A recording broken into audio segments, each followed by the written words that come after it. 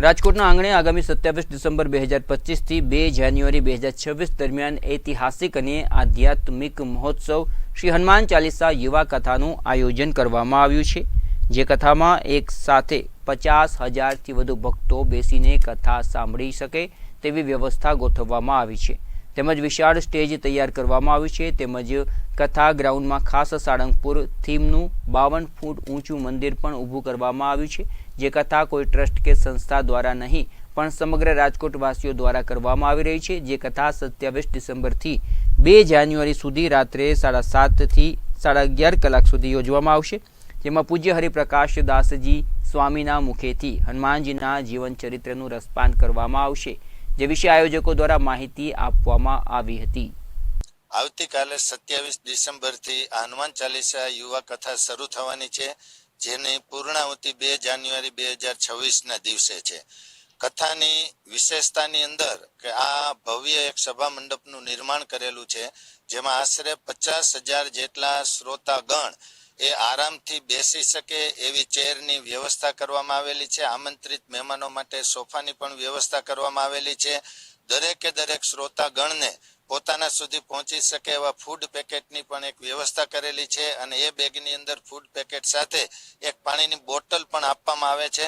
સાથે સાથે ભવ્ય સભા મંડપની અંદર 120 ફૂટની એક LED નું નિર્માણ કરેલું છે, જેનાથી દરેક વ્યક્તિ છે આરામથી દર્શનનો લાભ લઈ શકે। 3 લાખ વોટની સાઉન્ડ સિસ્ટમ છે, જેના દ્વારા 6D ઇફેક્ટથી સાઉન્ડની વ્યવસ્થા કરવામાં આવેલી છે, એટલે સાંભળવામાં પણ કોઈ પણ જગ્યાએ બેસેલા વ્યક્તિને કોઈ પણ પ્રકારની મુશ્કેલી છે પડશે નહીં। એ ઉપરાંત આ સભા મંડપની અંદર એક કષ્ટભંજન દેવ હનુમાનજીનું સાળંગપુર ધામની આબેહૂબ પ્રતિકૃતિ સ્વરૂપે એક 52 ફૂટ ઊંચા મંદિરનું નિર્માણ કરવામાં આવેલું છે। એ મંદિરની અંદર સાક્ષાત કષ્ટભંજન દેવની આજે જ સાંજે 6:30 વાગે પ્રતિષ્ઠા કરવામાં આવશે।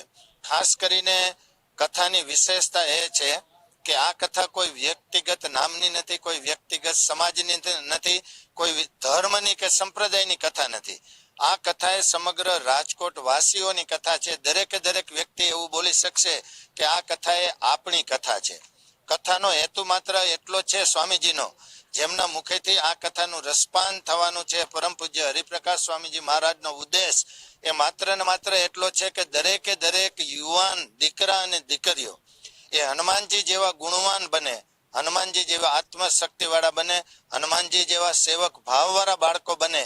એ હેતુ માટે જ આવી કથાઓ છે એ પરમ પૂજ્ય હરિપ્રકાશ સ્વામીજી મહારાજે દરેક સિટીની અંદર આ કથાનું આયોજન છે કરતા હોય છે।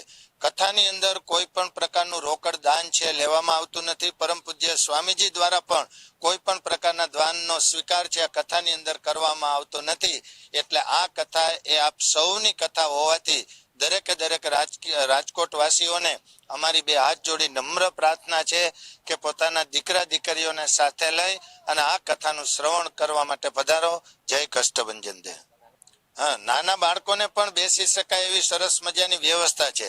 બાળકોને યોગ્ય સમયે પોતાનું ફૂડ અને પાણી મળી રહે એવી પણ વ્યવસ્થા કરવામાં આવેલી હોવાથી કોઈ પણ પ્રકારના વ્યક્તિઓને કોઈ પણ પ્રકારની મુશ્કેલી નહીં પડે એ માટે 2.5 થી 3,000 જેટલા સ્વયંસેવકો અત્યારે છેલ્લા 1.5 મહિનાથી કન્ટિન્યુઅસ મહેનત કરે છે, અને એ સ્વયંસેવકોના જ કારણે દરેક વ્યક્તિઓને કોઈ પણ પ્રકારની મુશ્કેલી છે પડશે નહીં।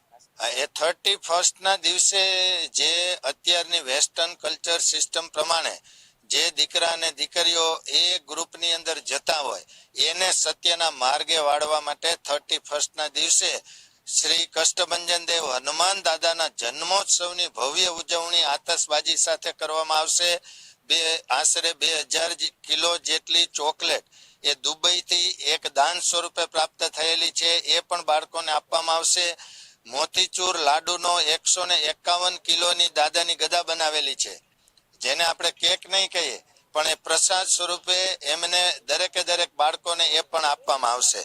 અને ખાસ કરીને હમણાં જે નિર્ણય લેવામાં આવેલો છે કે આ કથાની અંદર એક ભવ્ય બ્લડ ડોનેશન કેમ્પનું પણ આયોજન કરેલું છે।